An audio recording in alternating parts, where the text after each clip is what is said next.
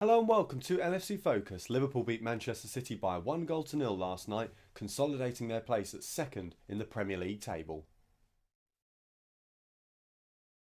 So, all things considered, while it wasn't a classic and it wasn't the thriller that it was built up to be, at the end of the day, the most important thing for Liverpool to do was to get the 3 points, and they did it in very professional style against Manchester City. They had a game plan quite clearly, which was to press high up the pitch, get goals on the counter attack, I think was what it seemed they were trying to do, and just nullify the threat from City's big players like Aguero, Silva, and De Bruyne. And like I said, they did it very well. I think the press stopped them getting the right service to Sergio Aguero. They were forced into these long balls from players like Otamendi and Stones from the back, and it just wasn't working for them because either the ball wouldn't find Aguero, or when it did, he'd be miles offside. And as the stats proved, he didn't even end up with a touch in the Liverpool box at the end of the day, and he only had one shot in the game. So it wasn't a classic, but I think it would be a lie to say that it wasn't an exciting game to watch. I mean, for me, as a Liverpool fan, it wasn't as enjoyable because it was quite tense, it was quite nervous. But from a neutral perspective, it was two teams that were not at the top of their game, but executing the same tactical plan against each other very effectively because they basically just stopped each other having chances by playing the game at such a high tempo. And it came across like they were all misplacing passes. They just weren't getting their passes or their feet right.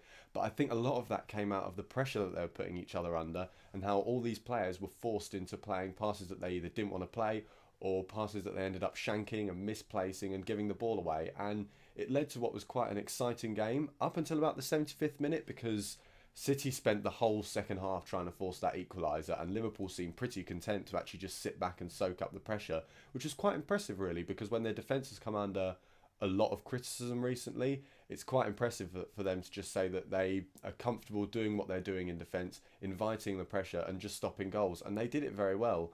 And by the 75th minute, after about half an hour of just constant attacking, City were clearly just tired out by the end of it, and it allowed Liverpool to see out the game easily without any incident after about the 75th minute, because as Jurgen Klopp went on about in pre-season, and I think I've mentioned in videos before, probably in the one where we beat Everton, his main plan for this season was to make the Liverpool players fit enough that they can make the same decisions in the 90th minute that they could in the 10th, and that really showed because they just had more fitness than Man City coming into the end of the game, and it was so easy for them to see it out. That last 10 minutes, which earlier in the second half, I was expecting the last 10 minutes to be painful and go by at a horrible pace. They just flew by because City weren't able to create any more chances against Liverpool. So, yeah, good win. Even if Arsenal win later, we're still 3 points clear in second, so that's all good.